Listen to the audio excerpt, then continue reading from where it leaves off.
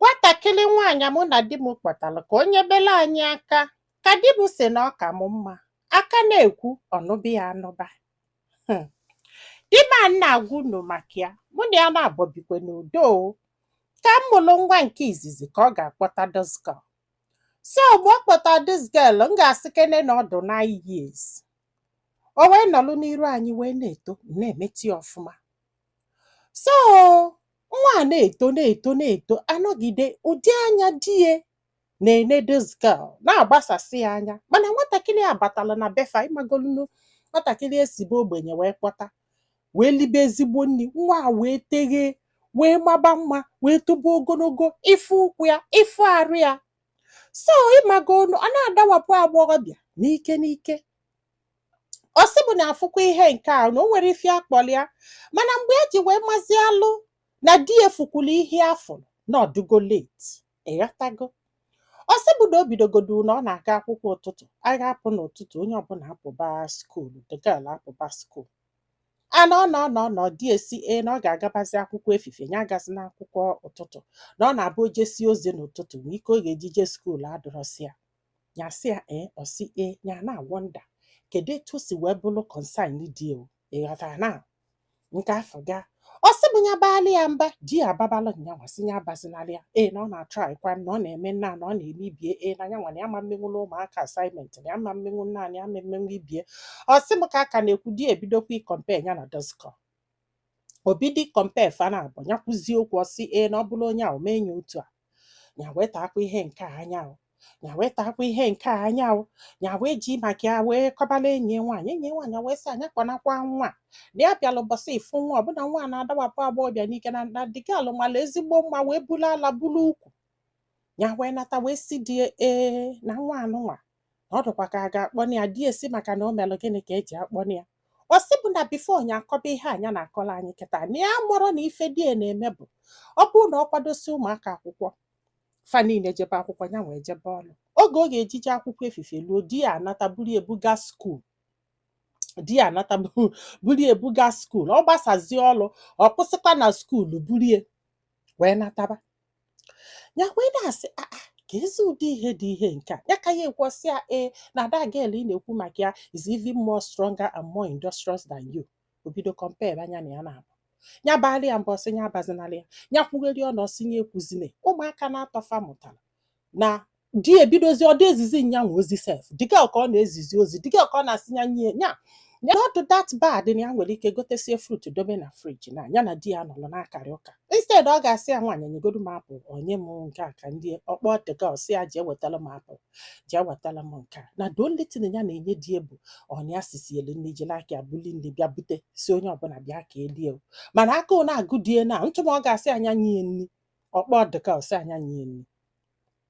Ọ sị bụ na olu wonde dịga eme ife nye tie nye ife tisie nye ife di batasị anyị emetụsikwana this girl aka na next time ọ ga-emetụ the girl aka na fana abụọ ga-enwe nsogbu.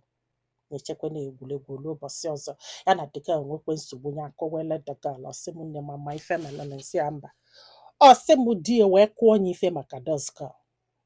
Ya wee sị olugo nke ịkụ ya ife maka nwatakịrị ya na ya na-akpọbi. Ya wee naba befe wee jekọ ọlụ ndị befe kọsala ndị befe sị ya ịmago na ya na-akọlụ ndị be ha na-agwa ha na ihe ya na-afụ is beyond ife fachel na ife abụrụ ordinary kindness ka di ya na-ezuko this girl na ọ gafego ndị befe si ya benebe ọnọgide nnọọ hapụza gị nọbazia medi unu na ya na-abọbi gị hapụ ife afọ. Ndị befe ekwetere n'ihe ya na-ekwu. Ya kwesị ya ka o si wee du unu na ọdụ oke di ya iti efe maka med, wepụta med na skuulu tinye na evening school. Di ya ga-esi n'ọfịs nya hapụ ọlụ ife ọ na-ele nata bịa bulu med buje bie skuulu. Unu afọrọ the whole science. Ndị be ha na-akọ osikwa nka ọpụọ nka. Ya wee si tie dị da wee sị na a ga-akpọ na nwa di esi na nke a ama mme. Ya wee sị na ọ bụ na ọ kpọnaghị ya na ọ ga-eselufe okwu ọsị ya sebelufe okwu. Mgbe a na-agwa gị ihe a this girl aghọta gị ife na-eme na fana abọbidozie na-ese okwu ya zie enyi ozi ọ na-eme isi ragaraga ya kwuo okwu omee ịmagolu ọ ghọtago n'ife na-eme na maka na di ya na-ashagwazi ya lọvụ karịa nyanwa. Dị ga ekwusi respect ya ka chụọ anya mba ka ọ naba mba. nye echekịta ife a ga-eme na agbọrọ ọnya si die na a ga-akpọta onye ọzọ si anya try kwana ya si anya ya try ya na enwere choice fana abọkwusie nye yọta na ebe di ga na-emezili isi ike sọsọ ife di ekwulu ka ọ na-emezi ịghọtagonu di na-egokwulie ma gift ihe di emezi bụ na gift ọ dị egobulu ụmụaka bifo akpọta diska ife di na-emezi bụ olu owelu maka diska jegolu ụmụaka gift ka o wee nwee ihe ọ ga-egotelu diska mana ịfụzi ihe ọ ga-egote dịga ka ị ga-eji ma na ife a apụgo na gift abụ ya tago ya na complain kwa people achọrọ ịnọ ya wee si kedụkwana ife iji wee tie m ife maka diska ọ sị na ife ji wee tie ife bụ na onwe ife mere dịga n'ọnya maka a ga-akpọ n'ọnya makpọta dịga ọkwa ifugo ọ sị bụ nna iwe nwoke tie na ife ekwerozie di ya wee je wee kpọta mmadụ nwa 8 years ịghọta kịta maka na mgbe ya na-agwa anyị ihe a diska nọzi 16 years di ya wee bata wee fụ nwanya kpọta wee chajie si ya na egwu ada atụ ya na ọda respect ya na ọda eme nna na ọda eme ibi ọ sị bụ na di enu nwanya na-agwa m na ife ọbụla ya mere bụ nsogbu o ya na olugo to the point na ife ọbụla ya mere bụ nsogbu ịghọta na bikos na anya niile dị na diska di ya babakwa mba si eni anụpụlie si eni a ga-analụ nne ya echekwa na egwuregwu di ya abamotie muvu nne ya gwuo kọbala ndị nne ya na ada respect ya na ada asọpụrụ ya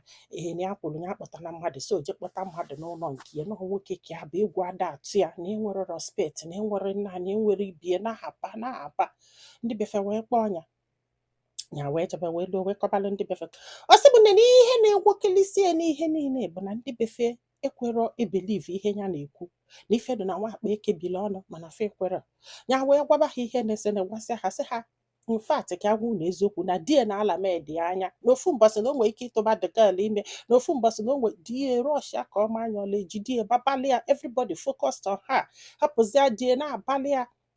ya sị anọ nwoke ka ọ bụ nke nwa na ọ chọrọ imegbu nwa mmadụ na ọ bịara na di wee sị unu afụgie and for that na ọ ga-anọ with you people for 3 months ka ọ chee nya eche ọ sị m nne ya chekwa na egwuregwu this man sị na ya ga-anọ 3 months ka ya chee nya eche echekwa na egwuregwu ọ sị na ọ bụrụ na ya nọrọ ya kpọọ boys ga-atụpụrụ ya ife ndị befe wee sị anya ji ebute ife ya wee jebe ebute ife wee nata befe wee nọrọ after 1 month di ejeme ego med afọ na asị na etu o si wee mebụ na di ekpọrọ friends ya wee si akwa ifo diska na nchọrọ ịnụ ya na ọ ka nwunye m mma